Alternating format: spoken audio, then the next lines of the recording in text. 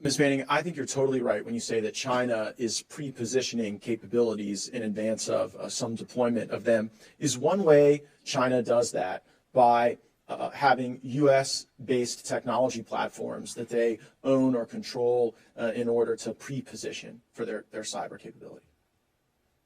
Thank you for your question. As I said, PRC is really our pacing challenge, and as you note, they're using malicious cyber activity to counter U.S. conventional military power and to degrade the combat capability of the joint force. And we need to ensure that we are employing both defensive and offensive capabilities to strengthen our deterrence and gain our advantage. I defer to General Haugh for more of the details when it comes to how we are operating. Yeah, I'm really interested in the defensive part. Vis-a-vis like what China might be doing with technology platforms in the United States. Do you have anything to add on that, General? So I think the area where we've seen specific action that has concerned us is hacking activity at our critical infrastructure and at Guam. I think those are specific examples. In use of technology within the United States, having Huawei presence and things like that is risk.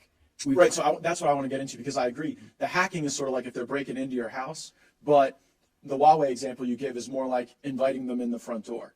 Have either of you heard of this company called Tutor.com?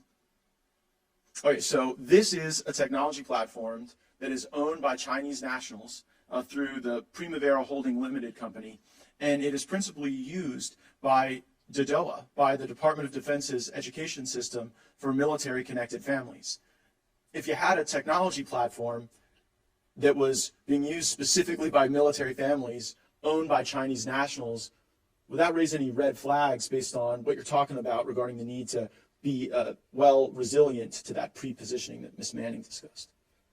I think we want to dive deeper and ensure that we're not bringing risk by whomever we partner with in whatever company. Yeah, no, I would just encourage you, because this one sort of, I mean, I know how much you care about resilience, particularly with our service members and their families. We all know that they're targets oftentimes, and so if we're inviting the Chinese in the front door here, I just would advise you to look at that. And I would draw your attention to the fact that Manny Diaz, the Commissioner of Education in the state of Florida, has advised superintendents of schools and charter schools to discontinue the use of this technology. And even after the state of Florida Secretary of Education made that pronouncement based on these ties, the Department of Defense education system continued to offer that platform to students of military-connected families in Florida and elsewhere.